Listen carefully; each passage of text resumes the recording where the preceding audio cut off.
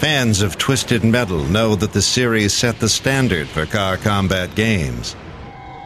Recently, Sony Computer Entertainment convinced the creator of the series, Dave Jaffe, to design a new, darker, more intense version of the game for the PlayStation 2. The result? Twisted Metal Black.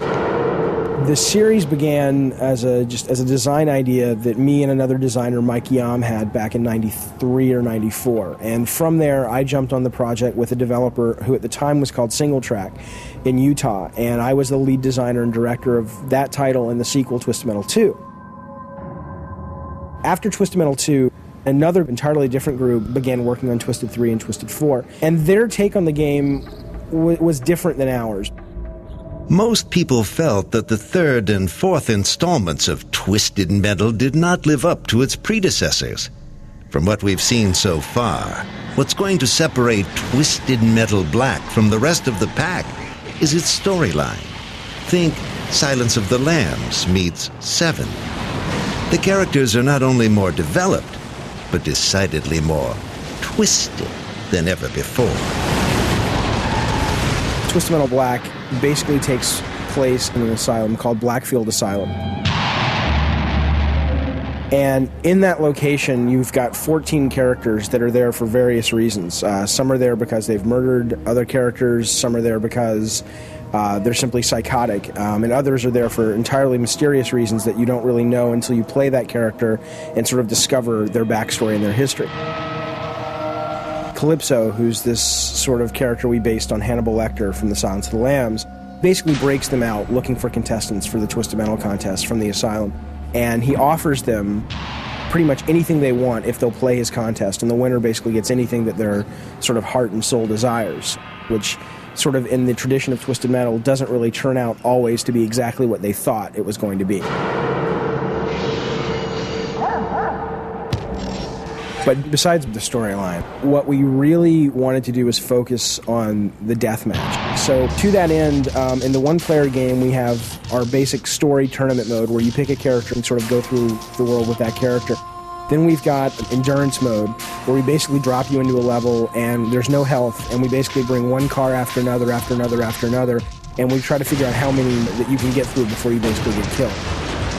And then in the multiplayer mode, we have traditional deathmatch, we have 2 to 4 player deathmatch, then we also have co-op mode where 2 players can go through the story mode together. But they all really are focused more on deathmatch.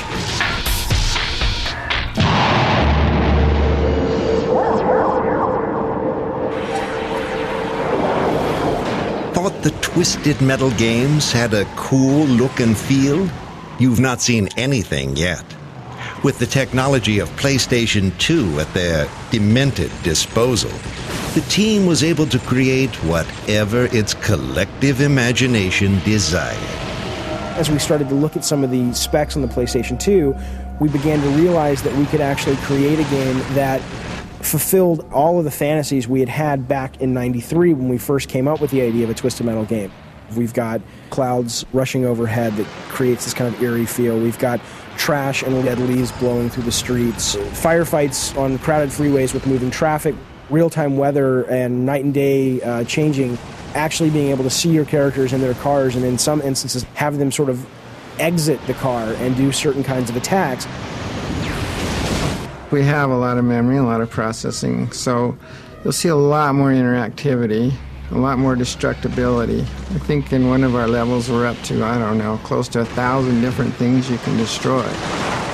Not only are there more things to destroy, but there are a lot more ways to destroy them.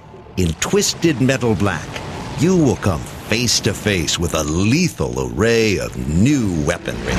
In Twisted Black, we've made a real effort to build a significantly deeper weapon system and weapon structure. You can use them, of course, as fire and forget, and they'll have a lot of next generation capabilities. But for the skilled player, there's multiple ways that you can use some of the specials. Like the satellite attack. As you launch the weapon, these missiles shoot up out of your sunroof into the sky, and they start coming down towards the ground. And if you can get the enemy in the reticle when the missiles fall sort of on their own accord, you do significantly more damage, but it's significantly more challenging to do than if you basically launch them and bring them down immediately.